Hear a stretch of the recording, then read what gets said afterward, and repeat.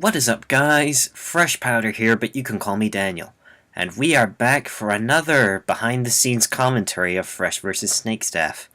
Chapter 7, The Tower of Seven. Now, as usual, we'll be going through the whole chapter scene by scene and discussing some of the decisions we did. So, yep, now you're all up to speed. Enjoy. The battle was over. Fresh and his forces were victorious, but not without a few costs.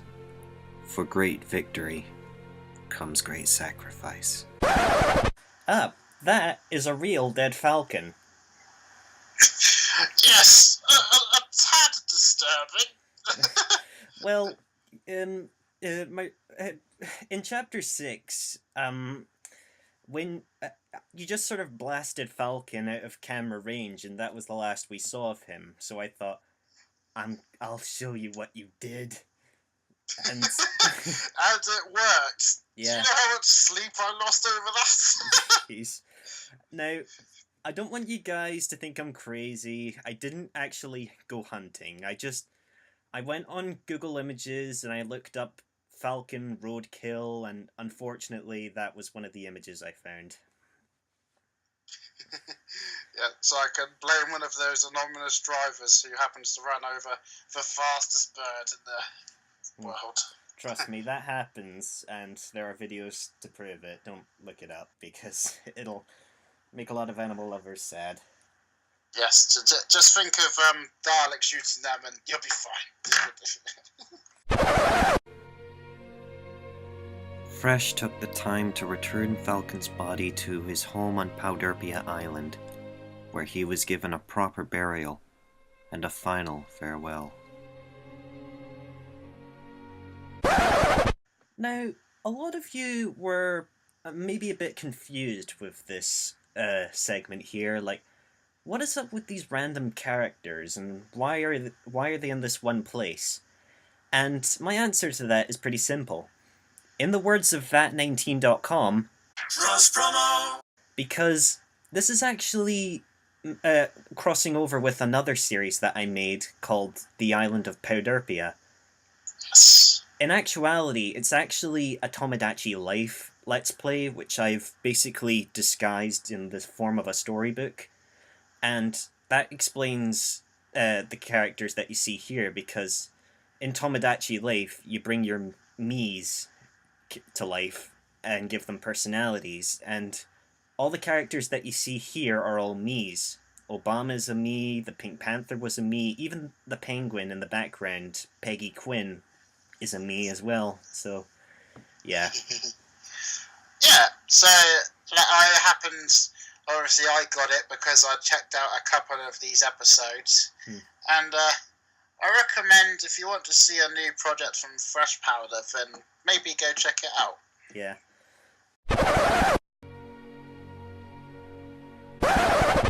Yeah, stopping here pretty quick. This clip here that you see with me holding Falcon under the sheet, that was the first clip I ever made with my new portable green screen that I got for my birthday. Ah. Yeah, the edges look really good in my mind. The one thing I wanted to edit with this scene is that I wanted to have, like, the bootlegs, the remaining bootleg Avengers, like, flying in the background, but I moved around too much for them to stay in a solid place, so I just left them out in the end. Well, they get some acknowledgement later, and they did show their grief in chapter 6. Mm-hmm. So. Also, yes, I also did wear a suit for this scene, and it was quite convenient as well, because this was actually recorded the night I came back after a wedding, and so I just quickly set up the green screen and got my dad in, like, okay, hurry, I need to get this scene done. This I won't look this good in a suit for a while now, so. And something else regarding the bundle that I'm holding there. Originally, I was thinking of ideas like, how do I make it look convincing that there's a bird under there? I I originally wanted to have like one of those like oven bag chickens like under the sheet, but instead I just relied on like this tiger bread loaf and a soup spoon to act as the head. So yeah. Yeah, using props to the desired effect, Mm-hmm. I guess.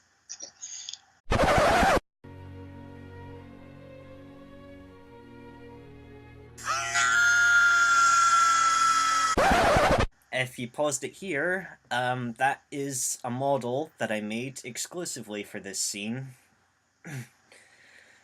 Yeah. Yeah. I remember that was a really clever edit that he did there. Yes. I also have to point out in that scene the acknowledgement of Cyber Leader, how you pay tribute to him as well, because I was kind of like, I wonder if he'll get mentioned, and he was there alongside Falcon, and I was like, oh, nice, he actually made the detail. So, We'll talk about him later on when that panel comes up. The reason why I decided to go for like a model instead of a JPEG image is because I don't know. I guess I wanted to prove that this island belongs to me in some way, and seeing it there in my room sort of confirms it. Also, Peggy Quinn the penguin yelling out "No!" Um, I kind of needed someone dramatic to yell out in that scene, and I thought, because Peggy Quinn, she's a bird, and Falcon was a bird, so I wanted to imply there was some sort of friendship there. it's, you didn't have Pingu there going,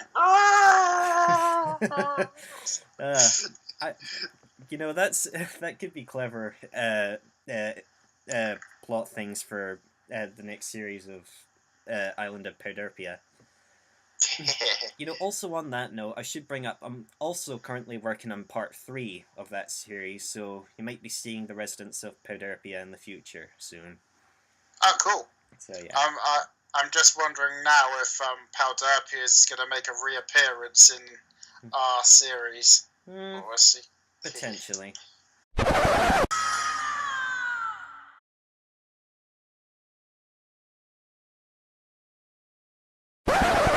Now, for this scene, I'm gonna, in the final edit, I'm gonna have it muted because, unfortunately, this was, in my mind, the first time that our series was noticed by copyright.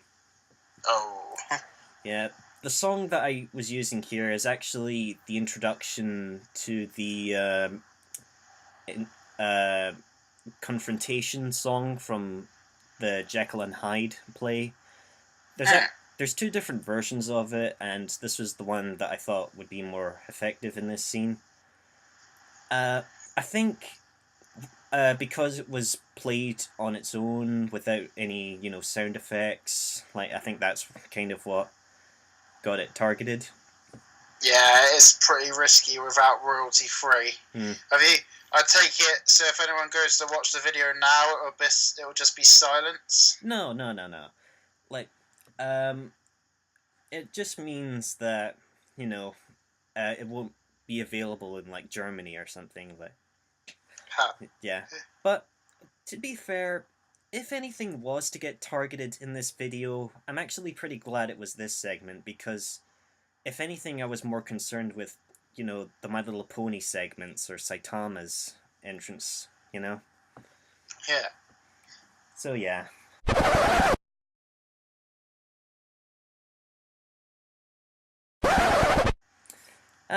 Those 3, the Orca, the Shark, and the Goldfish, they're actually future me's that I've decided to put on the island, because, yes, they all have me equivalents.